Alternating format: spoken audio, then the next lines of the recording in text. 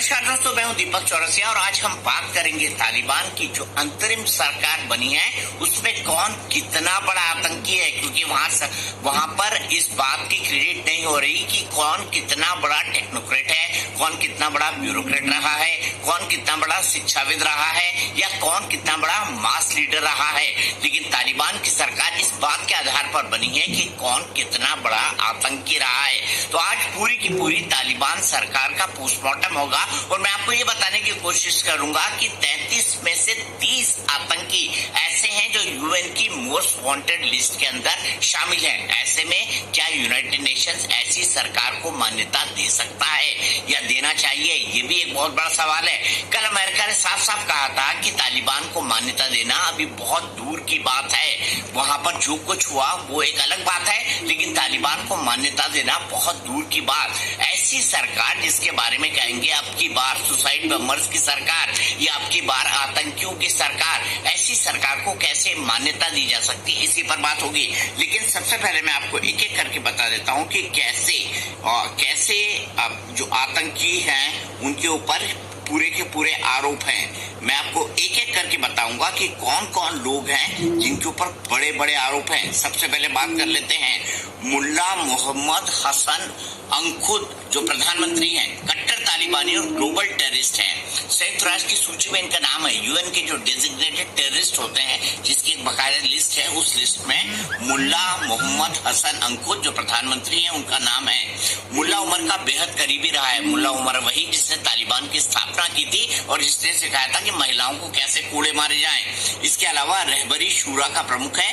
तालिबान 1.0 यानी 1996 में भी ये डिप्टी प्राइम मिनिस्टर बना था, पुराना आदमी है तालिबान का। इसके अलावा आ जाता हूँ सिराजुद्दीन हक्कानी नेटवर्क जो लगातार भारत के विरोध में काम करता है। काबुल के अंदर कई सारे ब्लास्ट उसने कराए भारत के विरोध में, इवन भारत की जो एम्बेसी है उसको भी करवाया। एफबीआई की मोस्ट वांटेड लिस्ट में शामिल है। 37 करोड़ रुपए का इनामी आतंकी है हक्कानी नेटवर्क के संस्थापक जलालुद्दीन हक्कानी का बेटा सिराजुद्दीन हक्कानी। 2000 के बाद से हक्कानी नेटवर्क का आका है। हक्कानी नेटवर्क में 16,000 से ज्यादा आतंकवादी हैं। भारतीय दूतावास पर भी हमले का मास्टरमाइंड है और 2008 में हुआ था काबुल में हमला, फिदाइल हमले के मॉड्यूल का मास्टर है। तो ये किस बात का एक्सपर्ट है? सरकार चलाने का नहीं, बल्कि आतंकवादी हमले कैसे किए जाते हैं और उसमें से आत्मघाती आतंकी कैसे बनते हैं, इसका मास्टर है सिराजुद्दीन हक्कानी। इसके अलावा मुल्ला याकूब जिसे रक्षा मंत्री बनाया गया है, ये भी एफबीआई की मोस्ट वांटेड लिस्ट के अंदर शामिल है।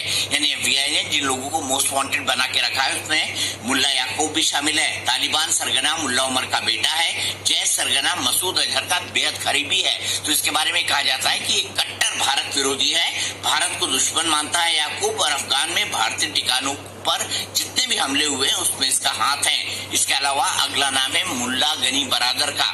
मुल्ला गनी बरादर को इसलिए प्रधानमंत्री नहीं बनाया गया क्योंकि वो निगोशिएशंस के अंदर शामिल था अमेरिका के साथ, जो दोहा के अंदर निगोशिएशंस हुई थी कतर के अंदर। लेकिन मुल्ला बरादर का माइनस पॉइंट ये था कि वो पाकिस्तान की जेल के अंदर कई सालों के अंदर बंद रहा था और उसके पाकिस्तान से संबंध बेहद खराब बताए जाते हैं। इसी के चलते मुल्ला अब्दुल गनी बरादर को उप प्रधानमंत्री बनाया गया, प्रधानमंत्री नहीं। और इसके लिए खुद आईएसआई चीफ जो है वो चलकर काबुल की गलियों में गए थे। ये टॉप तालिबानी लीडर है, फंड मैनेजर है, यूनाइटेड नेशन सिक्योरिटी काउंसिल की प्रतिबंधित लिस्ट में शामिल है। नाटो फोर्स पर इस पर कई हमले कराए हैं। मुल्ला उमर का करीबी रिश्तेदार है। 2010 में हुआ था गिरफ्तार, 2018 में जेल से बाहर आया और तालिबान 1.0 में राज का इसने प्लान बनाया था। इसके अलावा अब्दुल सलाम हनफी ये उप प्रधानमंत्री है। लादेन का सबसे करीबी आतंकी रहा है। ये लादेन की सुरक्षा की कमान इसने संभाली थी। यूनाइटेड नेशंस की सिक्योरिटी काउंसिल की प्रतिबंधित आतंकियों की लिस्ट में शामिल है। हनफी का नाम एफबीआई लिस्ट में है, ये उप प्रधानमंत्री है।